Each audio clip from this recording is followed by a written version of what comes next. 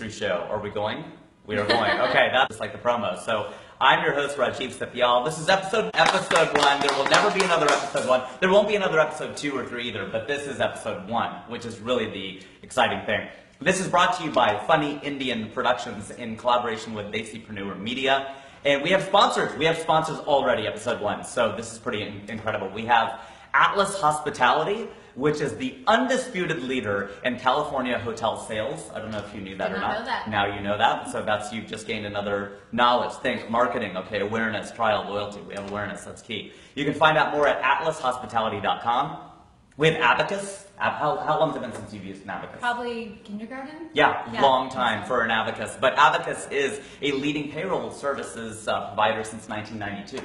Maybe when you were a kid using an actual abacus, which is pretty cool. So you can learn more at payrollprovider.com. That's a pretty awesome website. I mean, how can you top that, really? And High Glow Jewelers. No Indian production is complete without a mention of High Glow Jewelers. So they are the destination for 22 karat gold and a lot of the leading brands like Omega and many others. You can go to highglow.com. All right. I want to go there. You can go there. I need some jewelry. Don't you? Well, you need jewelry to go with this beautiful makeup job that you've done for yourself. Nice job. We don't have makeup people yet. I'm so very natural. a natural beauty. Yes. There's actually she's wearing no makeup. Mascara. I'm probably wearing more than you are. Probably. Yeah, Did you steal something from me? From you. I Your noticed skin some tone is- powder missing. Yeah, but your skin tone's a little lighter than You mine. missed so. a shiny spot right Right here. there. Yeah, I was trying to take the shine down. The shundun. I'm turning Jewish or Middle Eastern or something. I don't know what's happening. So you have this effect on me. Melanie Chandra, everybody. Melanie Hi. Chandra. Melanie K. Chandra. Yes. That's not to not mix you up with all the other Melanie Chandras out there. There's one other Melanie Chandra. No way. And I doubt she's watching right now, but I'm pretty upset. She might be. Because she will not sell me her domain name, no matter what. She's actually I shouldn't say her full name. Yeah, exactly. We're gonna out her right here. We're gonna pressure her. If She's, money doesn't work, everybody's got a She's price. this amazing, accomplished American woman who married a Chandra, not related to. And so now She's a white Melanie. Yes. So Wow. now she is Melanie Chandra, and so my URL is not melaniechandra.com, but it's Melanie K. K. Chandra. So Somebody has / Rajiv Satyal on Facebook. There's apparently, Really? and I want to slash this Rajiv Satyal. That's how I feel about it. I go, you know what? That's the verb that I would use to describe this. So it could be frustrating because now you're not confused with all the other Slim Shadys or Melanie Chandras. Yeah, exactly. I think of them and M when I think of you. MNC maybe. Oh, okay. Yeah. I didn't get the connection. It's an A to C kind of connection. I Got left it. out the B. We learned that in improv class. So we're going to go through a series of questions. We're going to Okay. get to know you and Great. what you're all about. So Sounds good. I feel like it's going well so far. If we could just stop and do a quick review, which I like to do during the show. I think it's better to do Okay. it like right now. Sounds so good. I'm just going to go with that, and I'm going to go with silence is agreement. So interpret that as you will. Let's go with where were you born? I was born in Park Ridge, Illinois, which is a suburb of Chicago, and I was raised in Buffalo Grove. Buffalo Grove. Okay, so you're a Buffalo. What do you claim? What's your sort of, if you have to Buffalo give out Grove. a Buffalo Grove? Yeah. Buffalo Grove. Yeah, I like that. Okay, good. Chicagoland area. Chicagoland area. I know people hate it when I claim Chicago because I wasn't born in the city.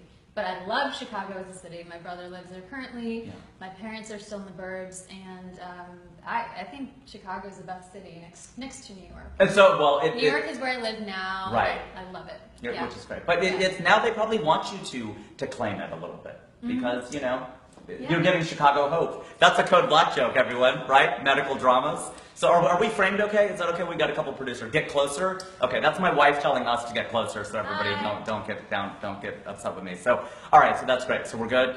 Cheat in a little more. Okay, I'm gonna bring in a little more. Okay. All right, there you go. The first episode. It's the first episode, so we've got quirks. You were actually my second interview for my podcast. I know. You were going to be my first. Who was your first? Nilu Sodhi.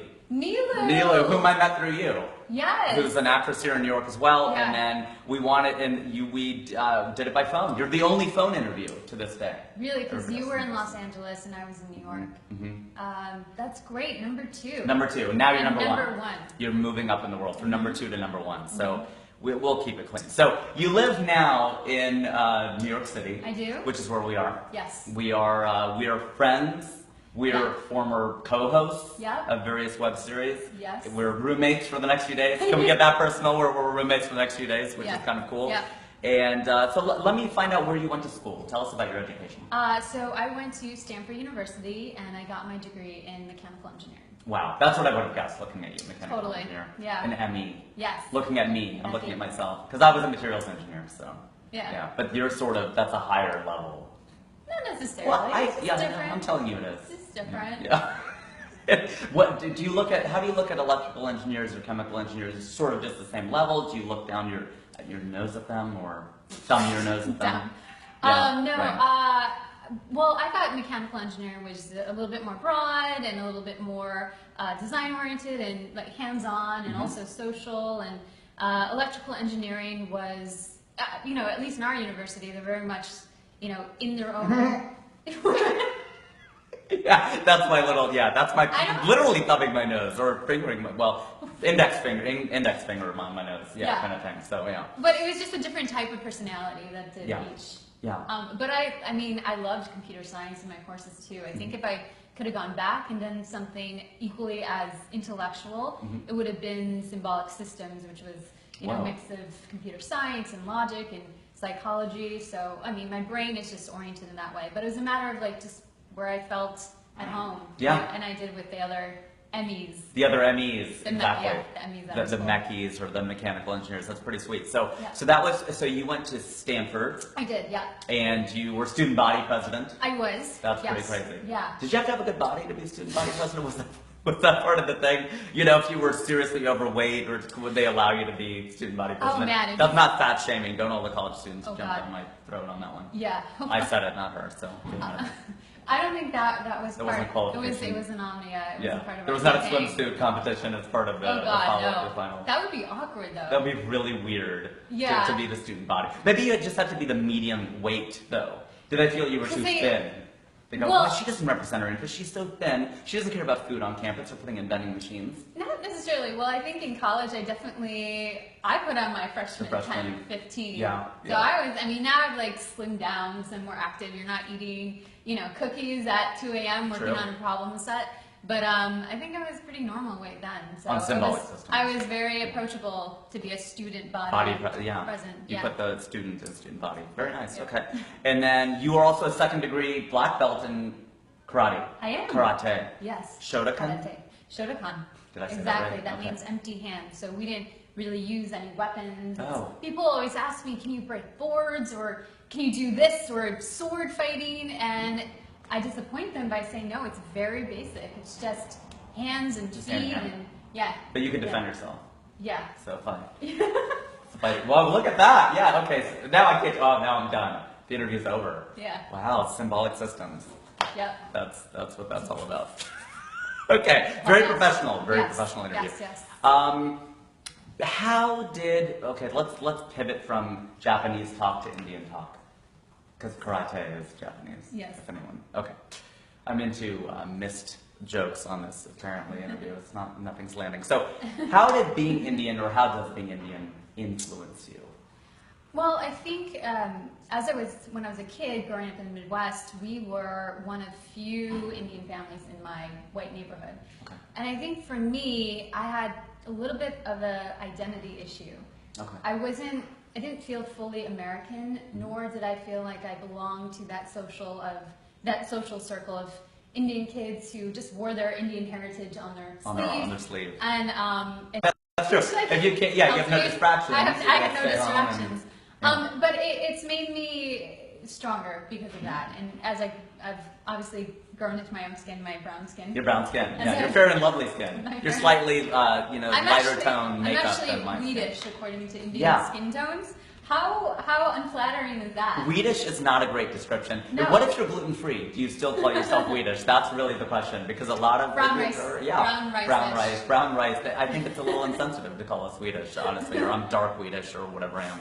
Kind of sounds Swedish though. It Which is does, kinda cool. which is pretty sweet. Yeah, which is pretty Sweet. sweet. There was some joke I read recently, which what's the best part of living in Switzerland? What? I don't know, but the flag is a big plus. It's a big plus. It's amazing. It's an amazing joke. I did not write it, which is probably why it's amazing. Okay, so would you say being Indian helped you or hurt you? Well, I think it helped me. So my parents, you know, coming from an Indian background, you are. We have an Indian background. Look at that. Literally have an Indian background. We have rupees. Rupiah, yeah, Because rupiah. we I love can read that now. our Indian culture here. Yeah, wonderful. But yeah, my family, my parents were immigrants, and so they came here with close to nothing. And Do you know just what were- year? No. Early 80s, I think they came in. Like we're joking. Okay, so we're in the early 80s. All right. Early 80s. Okay. Okay. Then they had my brother, and then they had me, but they just, you know, worked their way up. Typical immigrant story.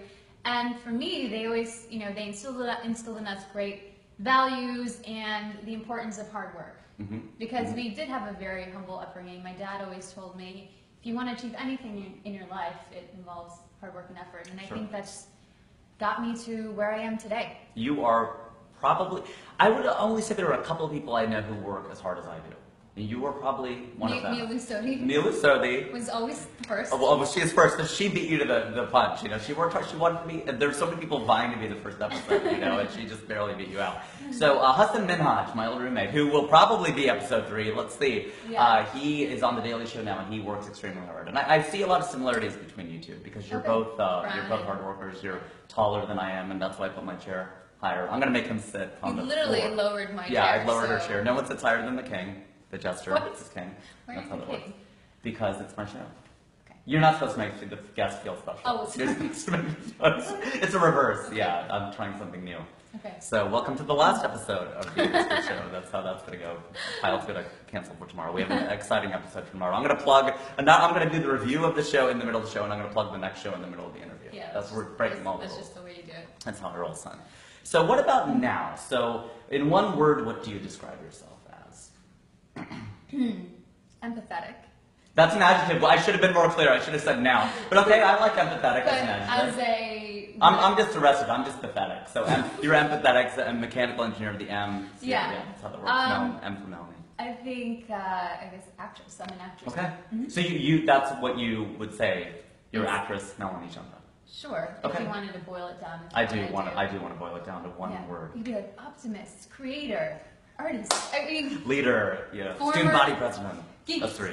engineer turned actress. That was your thing. Actually, you were that's on your what, Twitter bio. That's what I am. If you include hyphenated words together as Ooh, one. good. Way to get it in there. Yeah. Yeah. Engineering geek turned actress. Yeah, there we go. Okay, I like that. Yeah. So, and you, what about being Indian as an actress? Do you think it's an asset? Do you think it's a liability? Do you think it's both? I think right now it's a huge asset. And a lot of people would beg to differ in saying, I mean, struggle is real, as that Bitmoji. Buffalo Grove. Do you know Yeah. that Bitmoji? Okay. If you have The Bitmoji. struggle is real. It's a struggle. I said BG like Buffalo Grove. I thought that's what you said. I thought, well, that's a really good callback. But it wasn't easy when you first start, right? And I think people that started before me face a lot of these stereotypical roles thrown at them. Sure. And I think guys actually have it harder than women. Currently, Indian women. Because think about it, the stereotypes for an Indian woman on TV or film, the roles, is like beautiful doctor, beautiful engineer, beautiful mom, beautiful girlfriend. True. I I'm swear. seeing a pattern. I swear, every single role I've seen for an Indian woman is beautiful. Beautiful and then something smart or something responsible. Right. And there's nothing wrong with that. Sure. And then also, over the last few years, you've just seen an explosion, maybe not explosion, but, a rise of roles available specifically to Indian people or to, ethnically ambiguous actresses, which a lot of Indian women fall into. That's very true. In the middle of the color spectrum. Yeah. I know I'm making a joke about being Swedish, but really that is a pretty big advantage. You can pass for a lot of different... Indian women can, and that is a huge advantage. Obviously, you own who you are and your culture, but from, a business standpoint, you're open to a lot more roles that way. Translation, we're Indian, but if the paycheck is big enough, we'll be Middle Eastern. Let me tell you a story. Okay, yeah, I'd love to hear a story. As to the problem I still see is people have a perception of what Indian people should sound like and act like if they're like, this person has an Indian accent. One of my friends, I guess people don't realize there's all sorts of Indians out there. All sorts. 1.2 billion of us. So. We're from opposite sides of India. You're from the north. I'm from the north. I'm from the south. Yeah. Usually, we shouldn't like each other. No, that's true. Yeah, That's there's a lot there's a lot of competition. A lot of competition. East, west, north, south. Yeah. Yeah. So my friend, he's Indian. He was born in Mumbai. He walked into an acting audition, and the casting director told him to put on an Indian accent. And he's like, "Well, I am Indian. This is my accent." She's like, "No, no, do an Indian accent." And she imitated. She imitated. What is his name from? Apu, probably. Yeah, Apu, Apu. Yahoo, 7-Eleven. Yeah. So Simpsons. it's things like that where people really have ignorance of the culture and what an Indian person is. That still exists and bothers me. But It still exists? Is that still a thing? it's maybe a little bit. Okay. I haven't experienced it that much, Okay. to be Okay. honest. Okay. But But that's a Well, real that's the thing, story. I That's just- somebody's real experience. yeah, some people do experience that. Mhm. Yeah. And like you're saying, it's harder for men, which is kind of refreshing. I mean, it's bad, but it's refreshing in a sense to have an established actress acknowledge that, because men, our problems are kind of but men. But ethnic men, it's still a thing. I think so. You know? And I have a lot of, working actor friends who are Indian that will say, we still audition for the cab driver or, the 7-Eleven person, Right. or we are asked to do more accent roles as opposed to playing leading men on Right, screen. right. You still see You see fewer that. of those They roles. go, I have out nothing there. to do with that. That's my dad. Yeah. He runs the Yeah. 7-Eleven. Yeah. I don't know how to do it. But no, I see what you're saying, though. That's still a Yeah. thing. So pivoting a little bit from that, do you have a motto or a slogan or a North Star, some kind of mission statement, purpose, values, anything that guides you, anything, a quote or something like that you feel is your thing? And I'll stop the question at some point. Sure. Is there anything else? That Yeah, anything else my that could fit favorite in there. the color Yeah. that inspires me Right, the most? absolutely. Yeah, is that your method? Is you kind of hone in on a color? Yeah. Yeah, Are you not like leadish. blank page kind of girl, Blank or do page, you like just the white. lines? Yeah. Yeah. College ruled or wide ruled? I like the college ruled. You can fit more in. I Yeah, feel. I really like the grid. What is? Yeah. I use it all for all my engineering. And with the graphs and everything. Yeah. And something we used to have carbon paper back in the day. Did you? Yeah, we actually had carbon paper. Who does that? Old people. I just turned 40, so that's old. That's a long With time your ago. abacus. I have my abacus, my You're slide doing your rule. math problems, your abacus, and taking notes frantically Yeah. on your paper that had Yeah, carbon copies. that's in triplicate. I had to turn my homework in triplicate, evidently. So yeah. Wow. Yeah, but Abacus is the leading payroll service since 1992. See, I told you we'd get some brand integration in there, so get Yeah. your money's worth. So you would say that do you have something like that? Do you have? Sure. There's a couple of things. As a human being, when I was not professionally, but it's something that You're not a professional. human being. not. You've had a few years to as practice being a as human a being. personal and professional human being. That's a great one. I'm a Makes sense. professional human being. I'm always a human being. That's something that I'm constantly good at doing. I'm never not a human being. Professionally, I have a certain mission. But Sure. Personally, personally as a human being, The actual Melanie K. Chandra. I heard this quote when I was younger. I think it honestly was at like a Miss Universe or Miss World pageant. I was probably 5 and I was watching this with Okay. my parents. And they asked this question, what is your purpose in life? Okay. And they answered this question much more eloquently because they're, trained Miss Universe contestants. As long as it's not Steve Harvey who went, actually, it's my South Star, or something like that, my bad. Yeah. And she said, I think one's purpose is to fulfill their innate potential. Innate potential. Innate, yes. Yeah, and something with that stuck me. Something with, I didn't say that right. Something, yeah. Yeah. That just stuck with me. Okay. And it's been ingrained in my head, and it's always, I knew at an early age that I just had a lot to offer and a lot to give to this world, but I didn't really know how. But all I knew was that I needed to give everything my best. Okay. So that was something that, I really, really think about a lot of the time. Am I achieving my potential? We're here for a reason. I don't know what that reason is, but I want to perform. I want to act. I want to help as many people. I want to Sure. love as many people. Sure. And so, yeah. You just live out loud. Just go to the fullest. Go Live hard or out go loud, home. Blast it. Yeah. That's okay. Just everything turned to an 11. Yeah. So what things are 7-Eleven. not like that? Or 7-Eleven, exactly. Well, what things are not like that? So do you have to make choices? Because it sounds like, I know your bio. I obviously know Melanie, the real human being. But And you have done that. You know, second degree black belt, and you also play the piano. You've got a piano over here. You play the piano.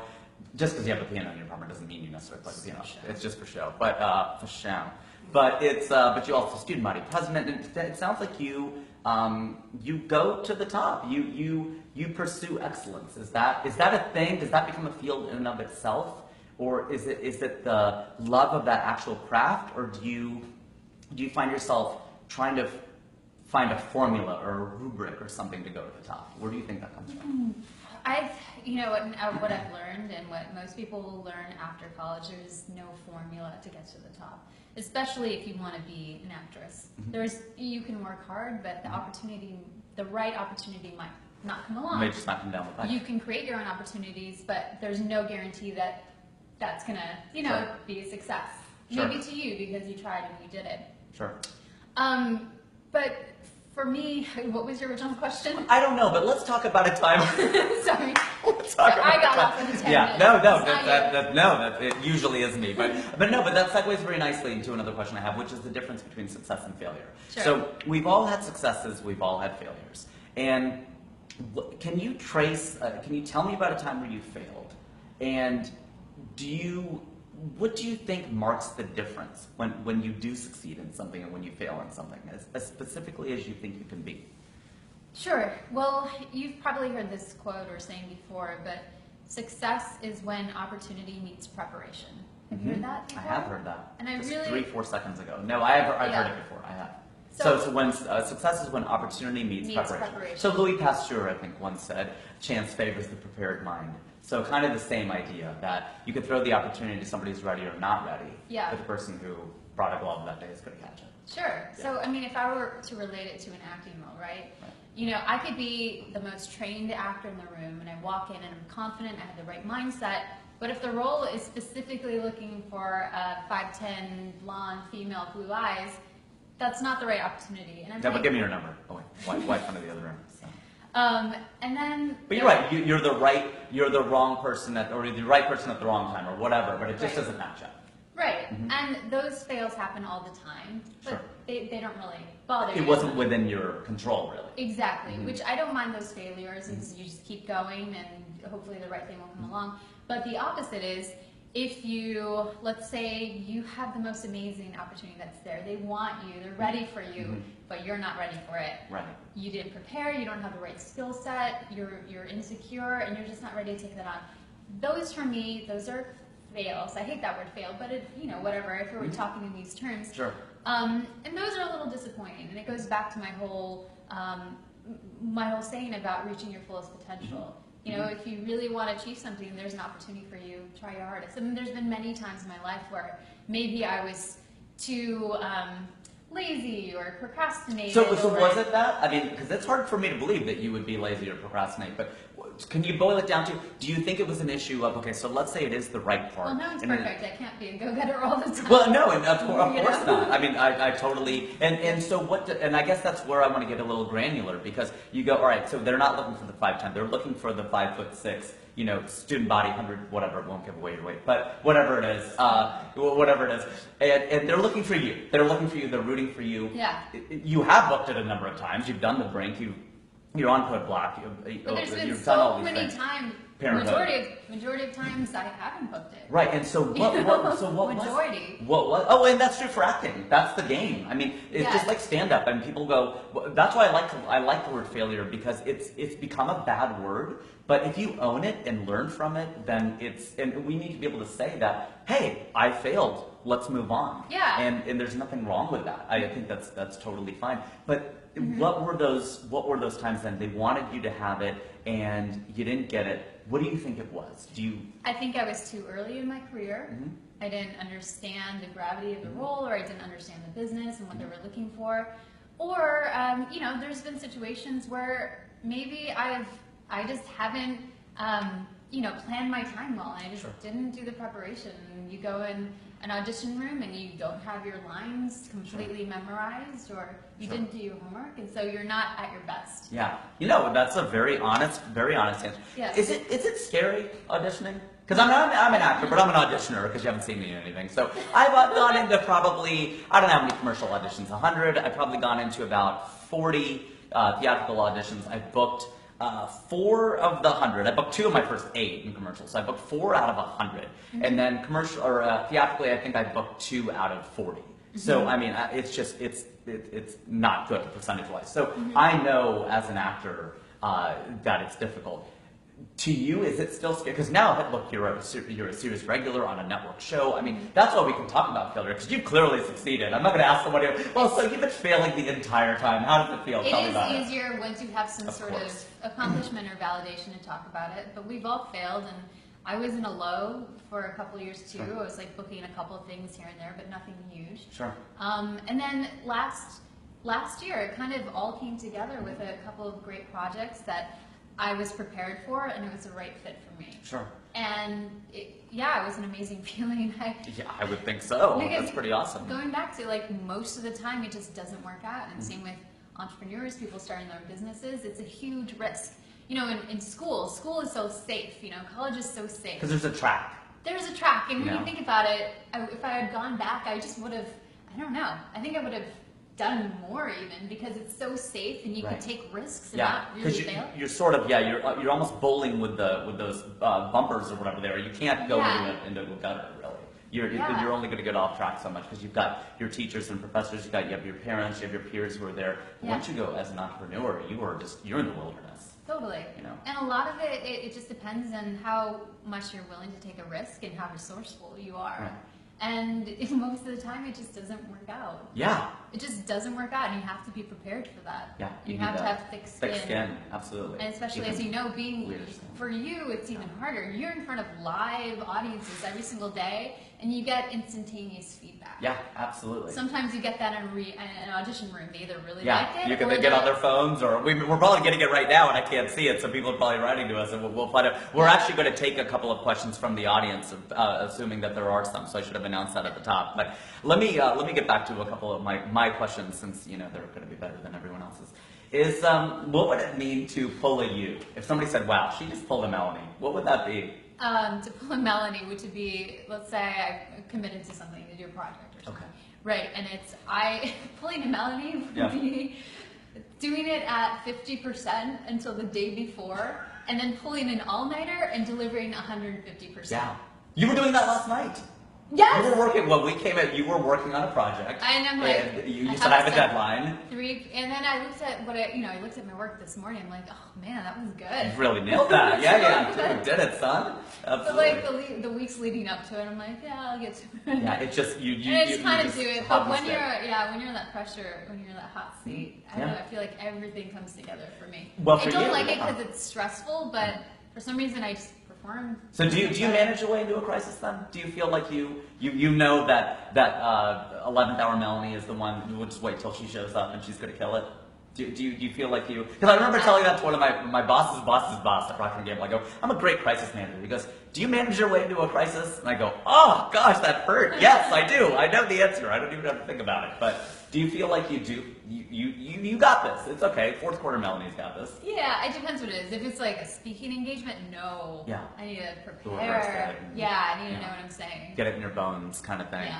Yeah. Have you made it? Whoa, that's a question.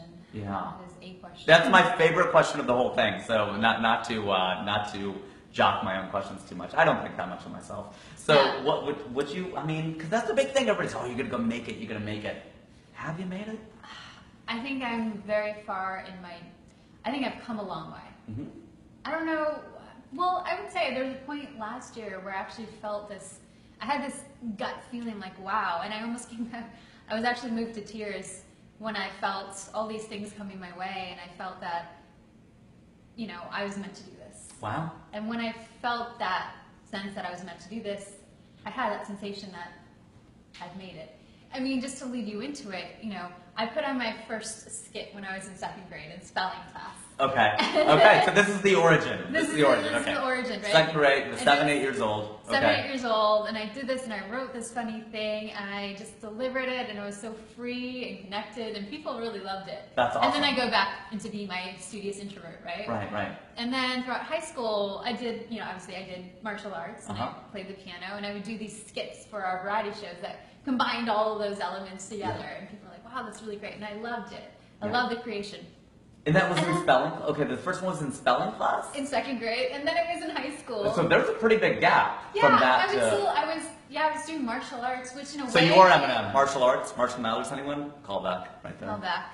Horrible. Horrible. Terrible pun. Terrible. Martial arts? We should delete okay. that, but it's yeah, live. totally. We can. It's live. It's already out there, so... So yeah, I mean, I was always really interested in performing acting. I just focused on school because that's what I knew I had to do. Sure. And so high school I would perform, college I focused on my degree and all these other extracurriculars. And then when I got to New York City, I was working as a management consultant, and I was, you know, New York is all about fashion and media and acting and dance, and I started doing some modeling work. And then from there I would meet people in the acting industry. You had won Miss India America. I had won Miss India America. I came to New York. I was modeling, and then I was working full time as a consultant. Yeah, that's kind of crazy. Like, you're modeling on the side. I was modeling doing on all the these side. acting and all these other things on the side. Yeah, I was like, you know, testing out the waters. I was hosting a South Asian show. Yeah. And then what was it called? What was that called? Pulse the Desi Beat. That's right, Pulse the Desi Beat. I remember that. Yeah. You and Chris, some guy Chris. Yeah. Right? I remember that. Yeah, it was a good show. Yeah. Yeah, yeah. It wasn't bad. Yeah. But then I realized it's just I'm not that good at it. I don't like it. Yeah. You know, actually, I have a quote for people. It's kind of a tangent. But someone asked me the other day, we were sitting at a restaurant and we were looking at the chef's table. And we saw everyone shouting out orders and all this multitasking happening. It looked really exciting and cool. And someone asked me, do you think you could do that? And I said, no. And he said, why not? I said, because I don't want to. Ooh, that's good. I've decided if you want to do something in life, you want it so badly, you'll figure out a way. I like that a lot, because I don't want to. My quote, yeah. It's yours. Just to, yeah, see, I bring out the ego in people. That's what I do. I like that. That's No, good. I'm It's sure yours. someone said it before. No, but you said it now, yeah. and that's what counts. But okay, That's good. No, but that's a very good moral of the story for people. I think if you want to do it, and then that's the way to sort out. When I was asking you earlier, how do you go 100 on everything? Well, the things you don't want to do, you just don't. Yeah, you trim the fat. Yeah, and that's my advice for people growing up too. Is I think I did too much in a way. You spread yourself pretty thin. Yeah, that's exactly. why you're thin. You actually flatten yourself out. Jack of all trades, master of none. Right. Yeah, absolutely. So that's my advice to the newer generation: is you don't, if you want to get into a good school, you don't need to do everything. You don't need to be a president of this club. You just need to do a couple things or one thing really well, and it'll make your life easier too. You know what I learned though is because I was president of everything, and I have to be because I'm that way. Yeah. But then I realized that at the top, you could delegate everything, so you could be president of a lot of things, but do very little work. Yeah. So that was my thing. Yeah. That was maybe pulling energy. Yeah. Well, that's full energy. Yeah. I'm learning that now. That just doing because I didn't really want to be smart. I just want to seem smart. Yeah. That's my thing. So you worried about me interviewing you, so people's perception of you because perception's reality. is more important than you actually being able to I don't need to actually be able to do anything. Yeah, that's fame in 2016. Look at all these people who are famous. They used to say Ed McMahon was famous for being famous. Right? He was the announcer for Johnny Carson. But that was really kind of a knock. That's not true. He announced a show, Publishers Clearinghouse. He did a lot of things. Yeah. But today, a lot of reality stars are really famous for being famous. They really aren't good at anything. Yeah. That's Well, bad. no, I'm not going to call people out. They're entertaining, and not every person can be entertaining. And they signed up to put themselves out there. That's true. And they've gotten value out of it. Yeah, we've gotten none, but they've gotten a lot. But people have. People love those shows. I know. I've looked down on those people a lot. Yeah. See, empathetic. I'm not at all. I have no sense of empathy. I'm a total sociopath. So, what would you say? Okay, so tell me a little bit more about when you said you felt like you were meant to do this. You warmed up, Chris, as I was born to do. When you felt, at that moment, because to me that's because we've had conversations like this for 10 years. Oh, yeah. About, am I meant to do this? Gosh, am I doing the right thing? Yeah. You left such a lucrative job and all these things. What was that moment then? Where did you feel that? So last year, I basically quit I left McKinsey at the very end of 2009. Okay. And right 7 years ago. Yeah, right before I left, I had this boost of confidence from my mentor and one of the senior partners at McKinsey. You're so welcome. Oh, it's so nice. Well, I didn't get into that yet, but You were this guy, actually. Just kidding. When I told you I was like, I didn't want to be host, but I met a lot of people along the way, and I met this guy, and he was probably the first person that told me that to go for it. Aww. That you should be an actor. He really was. That's really cool. And so that really inspired me, and I continued doing acting classes on top of McKinsey, and then I was living this double life. Yeah. Yeah. I was like struggling actress by day and like taking classes and maybe doing some other projects. And one day my partner at McKinsey told me, my mentor, he says, Melanie, I could see that you really love doing that. And from what I've seen, you're really good at it too. I just want to let you know that McKinsey will always be there for you. Wow. That's a big thing to say. And that gave me this, wow, like people actually believe in me and they support me doing that. And I just made that decision to not live this, what we like to call at Stanford, the deferred life plan. Like if you're going to go after your dreams, do it now. Don't wait 10 years and waste that time, you know, until you feel like you have that, you know, whatever it is. Yeah. You know, you've ticked out all the boxes. That's really a lot of knowledge. So we're going to go to a couple of questions that we may have received. I'm going to give a shout out to Nitin Bajaj, my producer. Thank you very much. I know he doesn't want to be on camera right now, but I can't. I gotta spread the wealth after giving myself props. But I'm very touched by what Melanie just said. So tell us a bit more about your nonprofit work. So Hospital for Hope, that's another thing that you do as an entrepreneur. So it's a nonprofit, meaning not that you know a lot about naan bread, but actually a non-profit, It's roti. Yeah. It's a roti nonprofit. It's a roti. Actually, it's a chapati. It's a chapati. South, right? Is that more Yeah. south? Dosa. It's a dosa. It's a dosa. Yeah, you're there. It's a too. dosa profit. Yeah, and so there's a lot of administrative costs reflected in how big the dosa is, but when you go inside, there are a few potatoes. It's really flat, you know. It's very flat. Spread very yourself flat, thin. It's actually that should be your symbol. You should be a dosa. No, I don't like Let's that. not do that. Yeah, okay. Okay. But that's not true about Hospital for Hope. You guys actually have very few administrative expenses, and you guys do a lot with a little. Yeah, there's just 5 of us actually. We all met in school. We were part of this volunteering organization that sent off, you know, students to different parts of India to volunteer. And over the years, we just kept in touch. And one person went off to, you know, build a health clinic there, and then all of us got back together and thought, how do we do something more? Because we fell in love with the people there. They live on nothing, but they're able to accomplish so much and live so much, so fully. But yet, there's so much disease there, and you see infants dying and all these women health issues and disease everywhere. So we decided, let's all put our heads together and figure out a way to build them a hospital, and then with the goal of making it completely self-sustainable one day. So we started this, you know, maybe 5 or 6 years ago, and a few years ago we had built the hospital. And where is the hospital? It's in Jharkhand, India. Okay. And it's serving a region that it encompasses about 100,000 villagers, and right now the hospital's fully functional. Wow. And you built it from the ground up. I mean, there was nothing there. There is nothing there. There's an NGO that we partner with that owns the land. Mm-hmm. So they helped us, you know, with some other, had some other partnerships, and all together we, you know, sent project managers there and just built this hospital, hired doctors and nurses, got the medicine, and so we're treating over 1,000 patients a month right now, and we're trying to expand it, and it's really amazing. We love it. That is pretty incredible. You're a double entrepreneur. I mean, you're an actress, which you got it down, engineering geek turned actress, but you're also you are an entrepreneur. I mean, this is definitely doing something international, building it from the ground up. Literally, there was nothing there, and now you treat 1,000 patients a month. Mm-hmm. That's pretty. So I mean, and you play one on TV, but you really. I know, how strange is that? And you're from Chicago, so in this Hospital for Hope, you are kind of Chicago Hope after all. So that's what's up, folks. I think that's a pretty good wrap up where we are. I just wanted to see if was there anything else to include. I'm going to give another shout out to the sponsors. I want to let me do that. Let me say thank you to Atlas Hospitality for your hospitality in sponsoring us from the ground up.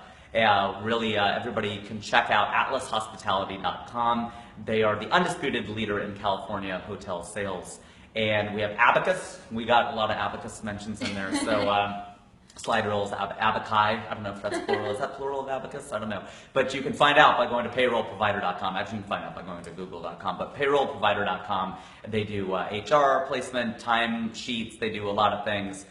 So check them out, and if they don't do one of the things I said, then don't hold me to that, or them to that. But Donald Trump will pay my legal fees, as he would always say. And High Glow Jewelers, the destination for 22 karat gold, for your favorite brands such as Omega and many others that I did not take the time to write out, and I didn't memorize because it wasn't important to me. And I shouldn't have said that. That's one of our sponsors. We really very much appreciate that. You didn't even see proof of concept, and we had 3 sponsors out the gate. And all joking aside, that is a major thing that is difficult to do, but we did it because they're amazing.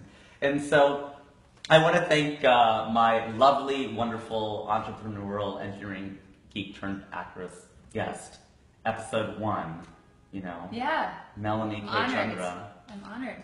You were sort of our guinea pig of sorts, and you know. allowed us to do that, which that's I don't want to impinge on the friendship, but that's no small thing. This is a major series regular on a network show, Code Black. Please check it out every whenever Wednesdays, because I'm a great friend and I've seen half of one episode, so that's how I support. Yeah, that's great what job. What a great friend. Good job. Honestly. But yeah, thanks for having me.